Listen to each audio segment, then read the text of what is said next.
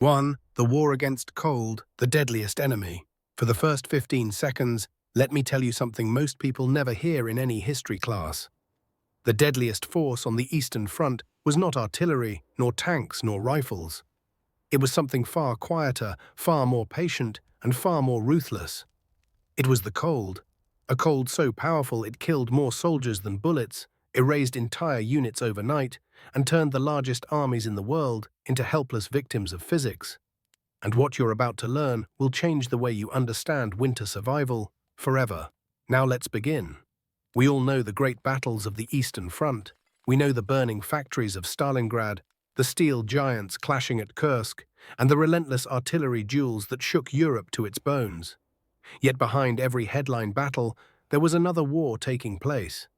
A war fought in silence, after sundown, inside trenches and dugouts where no enemy soldier was needed to deliver death. The numbers, though rarely spoken, are staggering. Frostbite took men out of the line faster than wounds. Hypothermia claimed soldiers as they slept. Pneumonia spread through units already weakened by nights spent shivering on frozen ground. In winter after winter from 1941 onward, cold became the undefeated general of the Eastern Front. And here lies the uncomfortable truth. Cold didn't simply weaken armies, it erased them, quietly, invisibly, without firing a single shot. Once you understand what caused this, you will never look at winter survival the same way again. Whether you live in the American Midwest, Alaska, or anywhere that a power outage can turn a normal night into a life-threatening event. This is the story of how heat behaves, how humans misunderstand it, and how one forgotten trick, rediscovered by freezing soldiers with nothing left to lose, could triple the warmth inside shelters that should have killed them. Let's go deeper. 2. Why Eastern Front shelters failed. At first glance, the shelters of the Eastern Front seemed solid enough. Dugouts were carved quickly into the earth, bunkers were reinforced with logs and whatever scrap timber soldiers could find. Earth shelters, primitive, cramped, and hastily built, offered hope of protection from the brutal wind above. But hope, in this case, was misleading. These shelters shared one tragic flaw, a flaw so fundamental that no amount of blankets, firewood, or body heat could compensate for it.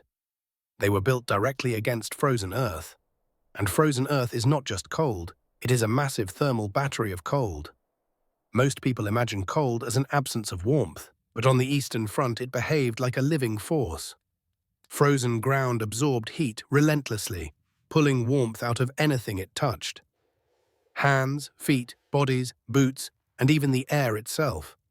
Soldiers could sit by a small stove, yet still feel the heat drain through the walls the moment it rose. When timber walls or log supports pressed against permafrost, the physics became merciless. Heat does not flow from cold to warm. It flows from warm to cold, always. And during those winters, the ground was the coldest thing for hundreds of miles. Every soldier, every fire, and every breath simply fed its hunger. A shelter touching frozen earth without thermal separation does not protect you. It extracts your heat. It becomes, in effect, a giant heat sink, larger and more efficient than any stove they could ever build inside. And the cruelest part is that the colder the ground became, the faster it pulled heat away. This is why many soldiers woke up colder than when they fell asleep. It wasn't just the air temperature, it was the earth beneath them and around them. The very structure meant to keep them alive was quietly killing them. And unless we understand this principle, we repeat the same mistakes today, whether in a powerless home during a blizzard or in a makeshift shelter on a camping trip gone wrong. Heat must be separated from frozen mass, or the frozen mass will take it. It is a law of nature, and on the Eastern Front, failure to respect it cost thousands of lives. 3. The false security of more insulation. Faced with this invisible enemy, soldiers did what most of us would instinctively try today. They stuffed every gap with whatever they could find. Straw was crammed between logs, pine branches layered against walls. Spare clothing and threadbare blankets were hammered into crevices in a desperate attempt to keep the warmth inside. At first, these makeshift fixes felt promising. The walls looked fuller, the air seemed slightly warmer, but within hours, or at best a few days, everything failed. The straw settled, the branches sagged, the clothing shifted under its own weight. And the moment these materials moved, even slightly, gaps formed. Those gaps allowed air to circulate, and circulating air is the enemy of warmth. This is the part most people misunderstand. Insulation doesn't fail because it is thin. It fails because air inside it is free to move. The moment air can circulate, it becomes a conveyor belt for heat loss. Warm air rises, cold air sinks, and a miniature weather system begins forming inside your wall. Even a small gap becomes a highway that shuttles your precious heat straight into the frozen earth behind it. This is why packed straw huts, loose hay bedding, or stacks of clothing often feel warm at first, but grow icy as the night deepens. The material itself isn't the problem. It's the movement of air inside the material. And until that movement is stopped, no amount of extra layers will save you. The soldiers who endured the worst winters learned this the hard way. They discovered that more insulation, if loose, shifting, or uneven only, creates a false sense of security. What they needed was not thickness, but stillness, not bulk, but density, not more material, but control over the air inside it. And that single realization would lead them to one of the most powerful survival breakthroughs ever rediscovered in modern warfare, a technique so effective that it could triple the usable heat inside a shelter when everything else had failed. But to understand that breakthrough, we must follow the logic from failure to solution. And that journey begins with the oldest textile technology humanity has ever created. Fourth, a discovery born from freezing nights. Long before this hidden trick had a name, long before anyone understood the science behind it, something remarkable happened inside those frozen dugouts. There were no engineers guiding the soldiers, no manuals, no textbooks, no official doctrine on how to survive a winter that could kill a man faster than an enemy bullet. There were only human beings trapped in the cold, driven to experiment by desperation. And desperation is the greatest teacher in history.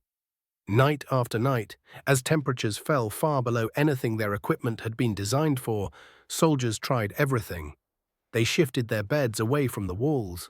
They hung blankets that instantly frosted over. They stacked firewood along the perimeter, hoping it would slow the cold. They tore apart their own uniforms to stuff holes in the walls. Nothing worked for long. Yet somewhere along this endless cycle of trial and error, a realization slowly emerged. More material wasn't saving them. More layers didn't help. More thickness didn't matter. Everything loose eventually sagged, shifted, or settled. Everything soft allowed air to move.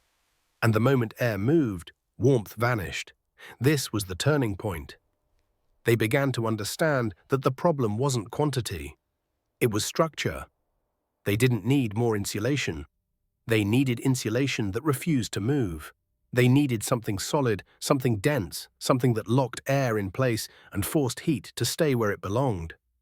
And so, without knowing it, these exhausted soldiers stumbled toward one of humanity's oldest technologies, a technique so ancient that nomads used it before the first cities existed, a technique powerful enough to transform loose fibers into a single unified shield against the cold, a technique not woven, not stitched, but born from pressure, moisture, and time. They were rediscovering felting. But at this moment in the story, the soldiers didn't know the name. They only knew that for the first time, something was working. Something was finally stopping the cold. And the discovery was born not from theory, but from freezing nights when survival depended on inventing a new way to think about heat. Fifth, felting, an ancient technology rediscovered under fire. To understand what those soldiers created, you must look far beyond the Eastern Front. You must travel back centuries, across entire continents, to the nomadic cultures of Central Asia. These were people who lived closer to the raw forces of nature than any modern society does today. They slept under the open steppe, built shelters without nails or saws, and faced winters that made European cold seem mild. Their answer to the cold was felt.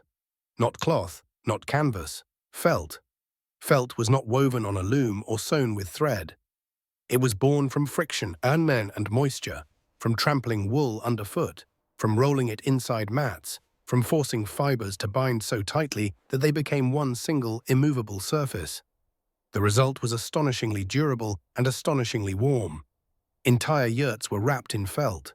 Soldiers in ancient armies marched in felt boots, some so thick that snow never penetrated them. And in Russia, Valenki boots, solid cylinders of felted wool, became legendary for keeping feet warm at temperatures where leather froze like glass. Now imagine this ancient wisdom reappearing, not in peaceful steppes, but in the chaos of the Eastern Front. The soldiers did not have looms. They did not have artisans.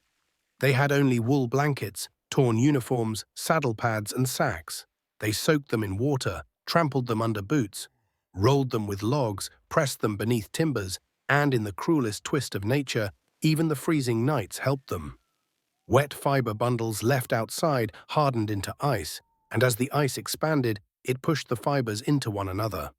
Come morning, when those bundles were warmed near a stove, the ice melted away, leaving behind something entirely new, a dense, stiff, windproof felt panel. For the first time, the cold stopped moving through the walls. Felt does not create warmth. It creates stillness, and stillness preserves heat. Inside felt, millions of microscopic air pockets lock in place, frozen like tiny bubbles in stone. Warmth enters these pockets and cannot escape. Cold air stays out, and because the fibers are so densely matted, air cannot circulate inside them.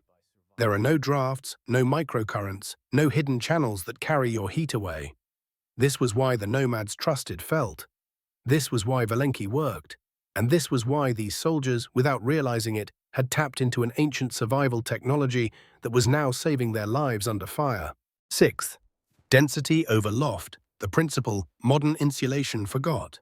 To truly understand why felt worked when everything else failed, you must understand what modern insulation gets wrong.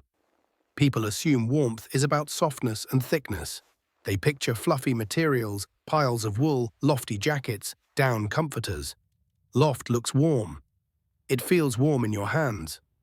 But when it comes to surviving true cold, loft is a liar. Loft allows air to move. And when air moves, you lose heat. Now compare this to dense insulation, something tightly packed. Something heavy, something that refuses to shift even a millimeter. This kind of structure traps air so completely that it ceases to move, and the moment air stops moving, heat stops escaping. At the microscopic level, this becomes even clearer. Loose insulation has open channels, pathways where warm air rises and cold air sinks. These channels create convection loops, small, invisible storms inside your walls that carry heat away faster than any breeze outside. Dense insulation, by contrast, breaks these loops. Each fiber touches another, each pocket of air is sealed. Each layer locks the next into place. Heat has nowhere to travel. The cold has no path inward. And the three great enemies of warmth: conduction, convection, and radiation are all sharply reduced at once. Conduction drops because the material is no longer a direct bridge to the cold. Convection drops dramatically because air becomes immobilized. Radiation drops because the dense mass reflects warmth back inward. This is the part modern builders often overlook. They chase loft because it looks comfortable. They chase thickness because it's easy to sell. But the soldiers who survived those frozen winters learned a much harder truth. Loft looks warm. Density stays warm. And if you understand that one principle, you already understand why felting could triple the usable heat inside a shelter. You understand why ancient civilizations trusted it. You understand why soldiers clung to it in desperation. And you understand why this forgotten technology still matters today, in a world where one power outage in winter can make your home as deadly as a trench on the Eastern Front. 7. The three-layer system that tripled survival. Once the soldiers understood that density, not quantity, was the key to survival, the next breakthrough emerged almost naturally. Felt alone was powerful, but when combined with a proper wall system, it became transformative. What they built in those frozen dugouts was not just insulation. It was a complete thermal engine, assembled from nothing more than scavenged materials and the logic of survival. The system began with the outermost layer, the earth or log wall. This wall was brutally cold, always in contact with frozen ground, always trying to pull heat inward. Instead of fighting this wall directly, the soldiers simply accepted it as the first boundary. They would not warm it. They would isolate themselves from it. Next came the dense felt panel. Thick, stiff, and unmoving, it created a shield that performed two roles at once. It blocked conductive heat loss, and it immobilized air so completely that convection was nearly eliminated. Warm air could enter the felt, but it could not travel. Cold air could push against it, but it could not pass. Then came the narrow dead air gap, the most subtle but most brilliant part of the system. This was not an empty space. It was a controlled space, a tiny sealed pocket where air could not circulate. The soldiers may not have known the physics behind double-pane windows or modern thermal envelopes, but they had stumbled onto the same principle. A thin, motionless layer of air is one of the most effective insulators in existence. Finally, they added an inner protective skin. Scrapboards, cardboard, planking from ration crates, anything that could shield the felt from moisture, frost, and the constant abrasion of daily life. This inner layer created a stable interior wall, dry and warm to the touch, even when the outside world was trying to freeze it solid. When all four layers worked together, something almost miraculous happened. Temperatures inside these makeshift shelters rose by 15 to 20 degrees Fahrenheit, sometimes even more when a small stove was burning. But the true victory was not the peak temperature, it was the stability. Instead of rapid heat loss the moment the fire dimmed, warmth lingered. Heat stayed. The shelter stopped acting like a drain and began behaving like a vessel. This, at last, unlocks the meaning of the title of this documentary. Tripling the heat did not mean creating more fire, it meant slowing its escape. Survival did not depend on producing warmth, it depended on preserving it. And what these soldiers invented under unimaginable pressure was nothing less than a masterclass in thermal physics constructed with bare hands, frozen tools, and the will to live through one more night. 8. The silent killer, moisture. But even with the perfect wall system, the soldiers confronted another enemy, one even quieter than cold and far more deceptive. Moisture. To anyone who has ever slept outdoors in winter, moisture is the ghost in the dark. You don't see it. You barely feel it. But it destroys everything. On the eastern front, condensation formed the moment warm breath hit cold surfaces. Walls glittered with frost before dawn. Blankets stiffened into icy shells. Felt panels absorbed water from the ground, the air, even from the soldiers' own bodies. And once insulation became wet, it ceased to protect. Wet fibers conduct heat like a bridge of pure steel. Wet insulation becomes a highway that carries warmth straight into the frozen soil. The soldiers learned this the hard way. Nights that should have been merely uncomfortable turned deadly because their insulation was damp. Fires that once warmed the shelter now only fed steam into the air. Cold radiated inward with renewed strength. Entire shelters became death traps simply because a single layer was allowed to get wet. This led to a life-or-death realization. Insulation does not fail when it is thin. It fails when it is wet. And so the soldiers discovered one of the most important survival principles ever known. The moisture barrier must always be on the warm side. Placing it on the cold side traps moisture inside the insulation, destroying it. Placing it on the warm side keeps moisture out, preserving the air pockets that make insulation work.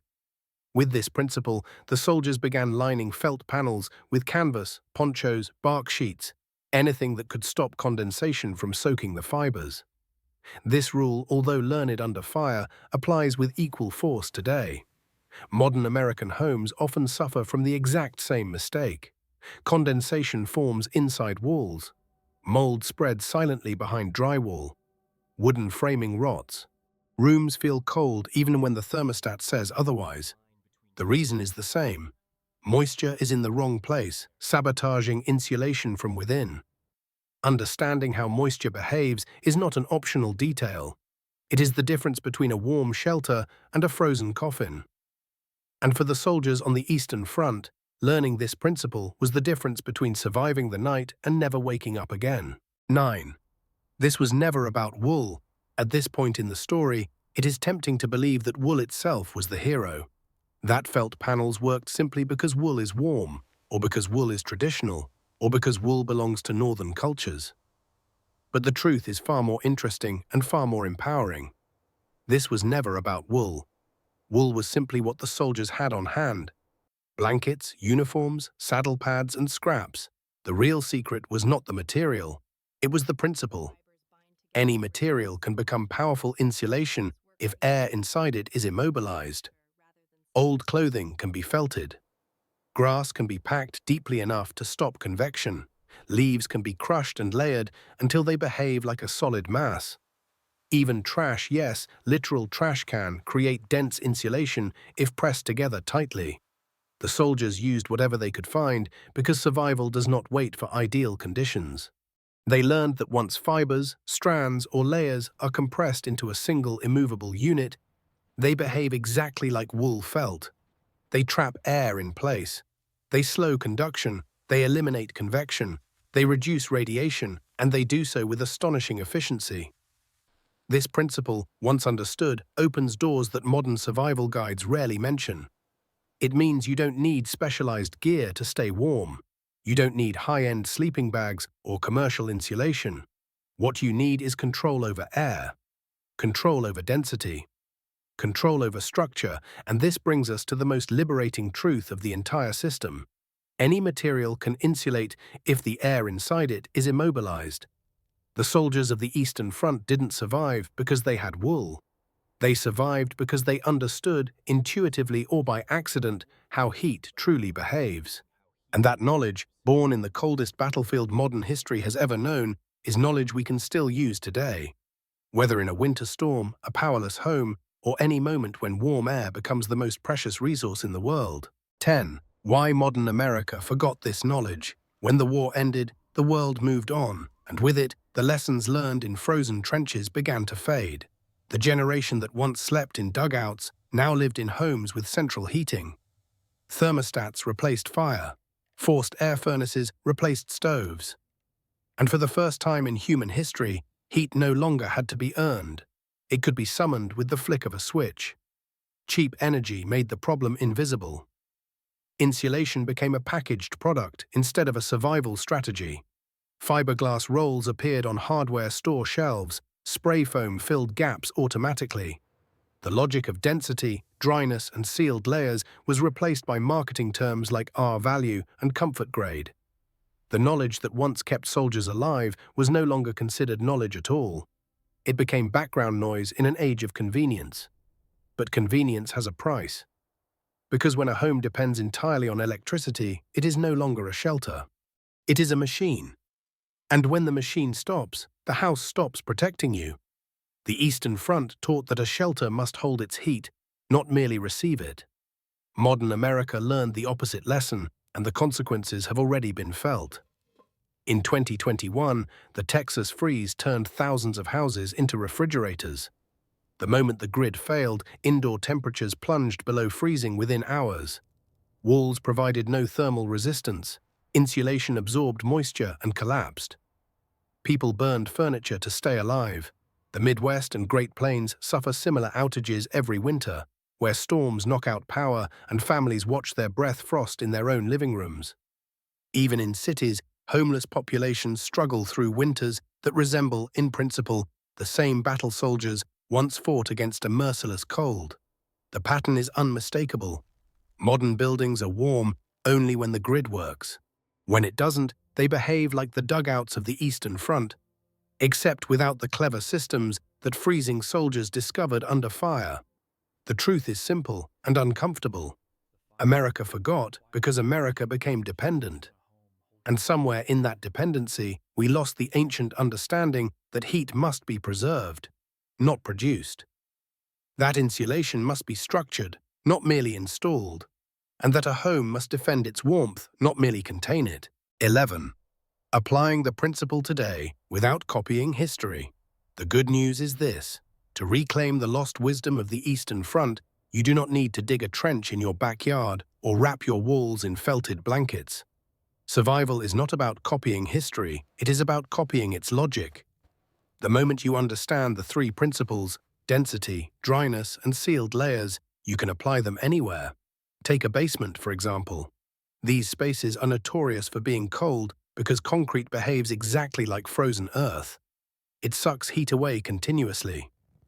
But when you add a dense layer compressed blankets, stacked cardboard or felted panels, then create a small air gap and protect it with an inner skin, the temperature changes dramatically.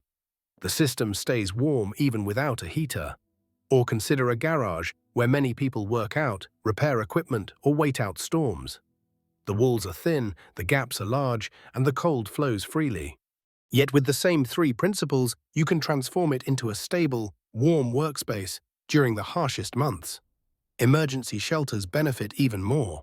When the grid fails, when a blizzard rolls in, or when people have to sleep in cars or vans, the principle remains the same. You're not trying to heat the entire structure, you're trying to create a micro-shelter inside it, a dense, dry, sealed thermal pocket that traps heat where it counts. Even van life and camping follow this rule. Sleeping bags are warm only when the air inside them stays still. Car interiors stay warmer when dense coverings block cold surfaces. Any survival blanket becomes exponentially more effective with an air gap behind it and a moisture barrier on the warm side. This logic does not require fancy equipment, it requires understanding. Once you grasp how heat escapes, you can rearrange the materials you already have. Blankets, cardboard, clothing, foam pads, tarps, into a system that holds warmth instead of losing it. And the moment you do that, you are no longer at the mercy of the weather, or the power grid, or the design flaws of modern buildings. You are applying a principle that saved lives in one of the harshest environments in history. 12th, the real legacy of the Eastern Front. When people hear this story, they often focus on the felt panels, the frozen nights, or the clever engineering born from desperation. But the true legacy of the Eastern Front is not a trick, or a technique, or even a system of layers. It is something deeper, something more enduring, something that still matters today, long after the guns have fallen silent. It is the mindset. The soldiers did not survive because they had more resources. They survived because they understood through pain, failure, and necessity how heat actually behaves. They learned that warmth is not a gift, it is a negotiation. They learned that the enemy is not the air temperature alone, but conduction, convection, and moisture working together. They learned that a shelter must be designed, not merely built. And most importantly, they learned that survival comes from observing the world carefully, thinking creatively, and understanding the laws of nature more deeply than comfort usually allows. In a world that grows more uncertain every year, where winter storms cut power grids, where temperatures swing violently, and where millions depend on fragile systems, the Eastern Front offers a quiet warning. But it also offers hope, because the knowledge that saved those soldiers did not require technology, money, or modern materials. It required awareness, ingenuity, and the courage to rethink what warmth truly means. They survived not because they had more, but because they understood how heat truly behaves. And now that understanding belongs to you.